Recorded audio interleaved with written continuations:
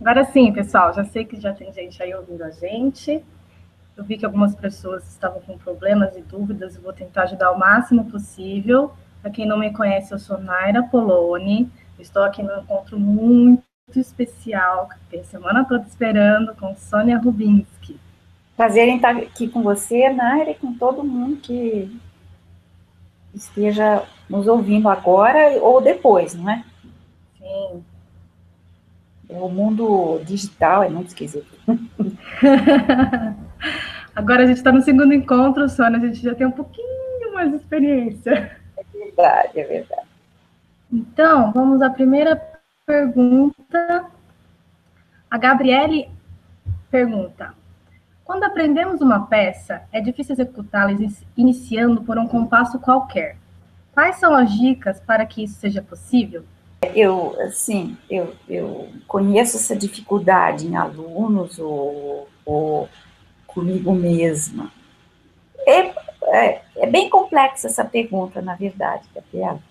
É pelo seguinte: quando nós temos uma peça, vamos dizer que seja uma peça do período clássico, né? Então, se é uma peça do período clássico, ela tem, como na escrita, vírgulas, ela tem ponto na sentença final, ela tem ponto de exclamação, ponto de interrogação, como se fosse a escrita a escrita da linguagem. Então, a mesma coisa é a música, ela tem cadências, ela tem pontes que levam a um outro tema, tem introduções, tudo isso. Então, quando, por exemplo, tem uma cadência no final de uma frase, em geral, no período clássico, tudo é muito simétrico. 4 compassos, 8 compassos. Raramente, quando existe assimetria, ela existe, é porque alguma coisa muito especial está acontecendo. Então, é importante reconhecer onde existe essa assimetria. Por exemplo, nos minuetos de Haydn, invariavelmente existe 2 mais 5. Haydn gosta muito de brincar com a simetria da métrica da frase. E então ele é muito. Existe um tipo de jogo. Quando a gente observa essa simetria, se nós estamos no período clássico, por exemplo, então você vai até o final da frase, então você começa no meio, mas começa no final da frase, para uma nova etapa. E assim você vai construindo na sua cabeça a peça. Agora, teve uma época que eu toquei muito música moderna, quando eu morava nos Estados Unidos, muita música moderna, contemporânea. Aí já muda, as coisas mudam de figura. Se bem que também existe um discurso. Se você compara, por exemplo, como James Joyce escreve, onde não há pontuação, ou a poesia de E. E. Cummings, não tem pontuação, poesia moderna, então você também tem que dar uma cadência no que você está. Se você lesse em voz alta James Joyce, você tem que parar para algum lugar para respirar. E aonde que você vai parar? Então é importante ter essa noção de pedaços que se ligam de alguma maneira. Se for no período clássico ou romântico, existe uma cadência. Se for no período moderno, existe alguma coisa, algum elemento que o compositor usa, nós temos que perceber qual é esse elemento, para criar esses objetos, vamos dizer, essas estruturas. Agora, quando existe, agora vamos mais fundo na questão, isso é de maneira geral. Quando existe um problema, vamos dizer, você está estudando uma peça e não conhece a peça direito. Você toca, toca, toca, ups, tem um problema. Aliás, se for um problema sistêmico, é sempre no mesmo lugar. Então, precisa notar, porque às vezes a gente pode esbarrar, tudo bem, isso acontece, não viu, tá prestando atenção em outra coisa, a gente está meio duro esse dia, não sai direito. Mas quando é no mesmo lugar, existe um problema ali. Então, vamos ver, agora a gente tem que entrar mais a fundo e a gente tem que entender esse problema de qual natureza. muitas vezes, pode ser dedilhar, pode ser a fraseologia, a mão direita vai até essa nota, mas a mão esquerda começa uma coisa, eles estão não existe sincronia, vamos dizer, entre a harmonia e a melodia, ou entre a harmonia e o ritmo.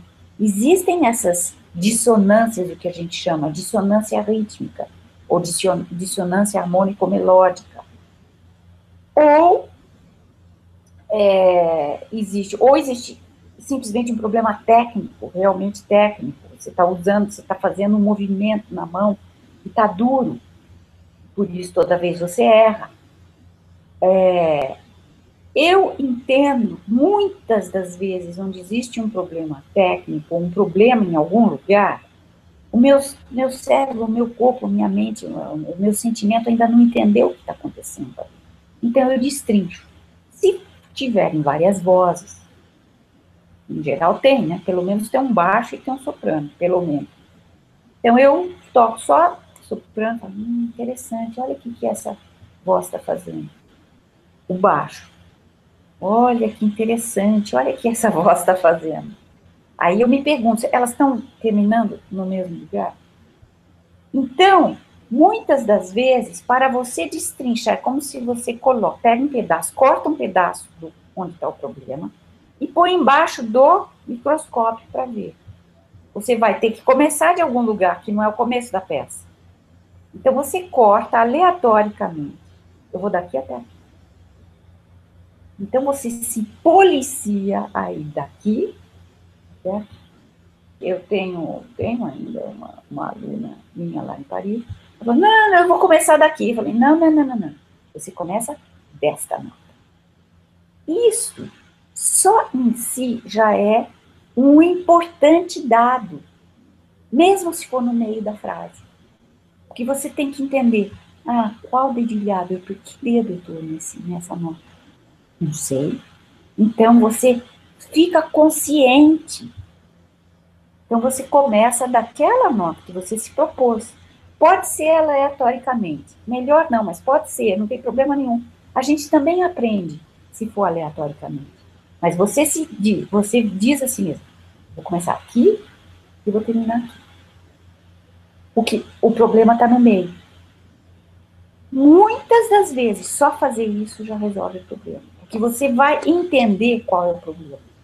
Essa é uma estratégia que eu utilizo muito, para mim e para alunos. E dá muito resultado. Então, tente essa experiência, mas como eu e Naim falamos, realmente, precisa de paciência, porque a gente fala, não, vou começar do começo. Quem sabe dessa vez não vai dar certo. Não. Precisa paciência de pegar aquele pedacinho da música, cortar, tirar ele, colocar no microscópio, aí você faz devagarzinho essa voz, aí você vê do que ele é feito. Só que esta pequena intervenção é uma intervenção cirúrgica. Demora o quê? 5, 10 minutos? Você nunca mais erra naquele lugar. Então, vale a pena ter a paciência de fazer isso, que você resolve o problema. Mônica Carvalho.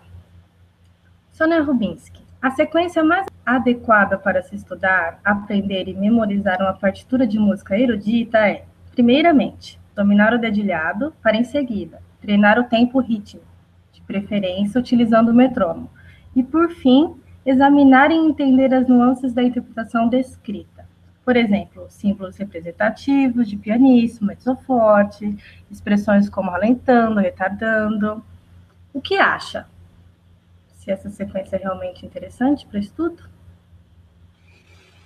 Olha, como eu não tenho a ideia, como a pergunta está sendo feita fora de um contexto, vamos dizer, do nível da pessoa, de que nível nós estamos falando, então eu preciso ser também muito abrangente na minha resposta. Porque o nível, isso é uma incógnita, de acordo com a sua pergunta. Então, eu também não sei que tipo de estilo nós estamos falando, o nível da obra, etc, etc. Se for um nível, assim, para um iniciante, eu diria que antes mesmo para o iniciante, em qualquer nível, é você ter mais ou menos uma ideia do todo, mesmo para o iniciante. Ok, quantos compassos eu tenho? Fazer perguntas sobre o texto. Essa obra, tá, tenho, sei lá, que seja uma peça iniciante, Microcosmos, Bartók, sei lá, um número baixo do Microcosmos. Eu tenho 8 compassos. Tem ligadura? Está dividido de 4 em 4? Mão direita, mão esquerda. Fazer perguntas, como se você tivesse que descrever para alguém que não estivesse vendo a partitura. Porque aí você fica consciente. Então, antes mesmo de olhar cada nota, decifrar, se você não tem uma boa leitura à primeira vista, se você não sabe ler direito as notas, então você tem uma ideia do todo. Mão direita sozinha, depois a mão esquerda. Olha que interessante, o desenho da mão direita tem a ver com a mão esquerda. Será que estão imitando uma outra? Entende? Vocês fazer perguntas gerais, das mais gerais possíveis. Porque isso vai dar dados muito importantes antes de ler nota por nota. O que nós precisamos aprender é, primeiro, o todo, o mais possível do todo que nós possamos. Depois você entra nos particulares. Vamos dizer que você tem a ideia que é 2 mais 2 mais 2 mais 2. As frases. Você vê se existe repetição, se existe imitação. Porque você vai saber que se você lê as notas nessas primeiras duas, eu estou supondo, ela vai se repetir nas próximas duas. Interessante. Quer dizer que eu vou ler as notas, vai ter uma transposição ou uma imitação. Então, é muito importante a ideia do todo, porque ela corta caminho.